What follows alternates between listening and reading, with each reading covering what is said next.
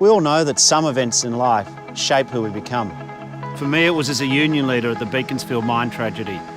I saw just how important our fight for workplace safety really is. And I'm more determined than ever to continue helping people. Yeah, when you're stuck somewhere and you can't get out and you're like a rat in a cage, all you think about is what's happened to my loved ones at home. And when I got home, Rachel said the union has just looked after us like they're kings. Anything we needed, they supplied. You know, just the interaction with Paul and Bill was phenomenal with my family and Todd's as well. So we were really, I already made a perception about Bill before I'd met him. So when I met him, well, he sort of blew them perceptions apart because, you know, he's a really caring person. Family's important to me. My wife Chloe and I want the best future for our children and everyone else's too. I was also inspired by my parents. My mum was a modest person, but like all modest people, didn't realise the impact she had upon others.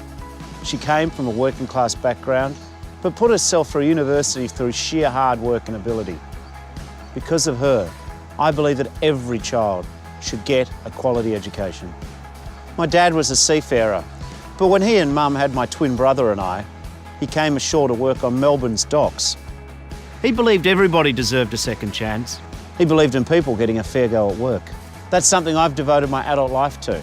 I'm proud that I've stood up for better paying conditions for women and men right around the nation, from underground mines to oil rigs, from shearing sheds to factories. A fair go for people is what's driven me. Yeah, I met Bill quite a few years ago when he was a minister. We were all working to try and get the St Albans railway station put underground. We've had a few deaths at that crossing and we were campaigning to have that rectified, and he got behind us and helped us and supported us. Together we were lucky enough to get it put underground. When I was an athlete and playing with the Melbourne Phoenix, he was instrumental in meeting with all the senior athletes of the teams around Australia and getting us on board and forming, the Players Association so that we could have better conditions and pay rates. He's very inspirational. He shows great leadership. He has great leadership qualities. I always think he's a man of his word, so if he says he's going to do something, he certainly follows through and delivers on that. He's someone who is about achievement. You know, I was so impressed, of course, when he had the parliamentary secretary job for disability, and look what he achieved with the national disability system and the NDS more broadly. That's Bill. Bill has a great capacity to identify issues, to push those issues, and to get an outcome.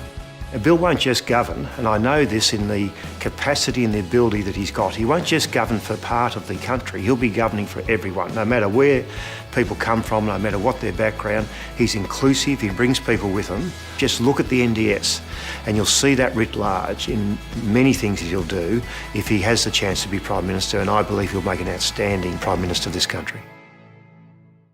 As Parliamentary Secretary, I saw firsthand the midnight anxiety of ageing parents of adult children with disabilities. Ageing carers who wondered who would love their children when they no longer could. That's why I fought hard to introduce the National Disability Insurance Scheme. That's why I'm in politics, actually, to make a difference. I first met Bill back in 1998 with the AWU, and then more predominantly in 1999 when I had a workplace accident. He came to the hospital really because one of these people had been hurt and he wanted to see if he could help. He visited, it didn't seem like as a union representative, but more as a friend. And all he wanted to do and was interested in was my recovery. And he still keeps in touch today just to check to see if I'm okay and to see if my wife's okay. He does a lot of things behind the scenes that people won't see or never hear about, and it's all because he cares for them. He cares for the country because he wants people to succeed in this country. He wants to give them every opportunity to succeed. 876 jockeys have lost their lives in Australia since racing began, and a lot more have been disabled and injured really badly since. Bill was very influential in getting us better pay, safer riding conditions, and obviously just the general welfare of jockeys. Look, I think Bill's a great guy. He helped us out of the goodness of his own heart, and I think his passion is just to help people. So I couldn't speak highly enough of him.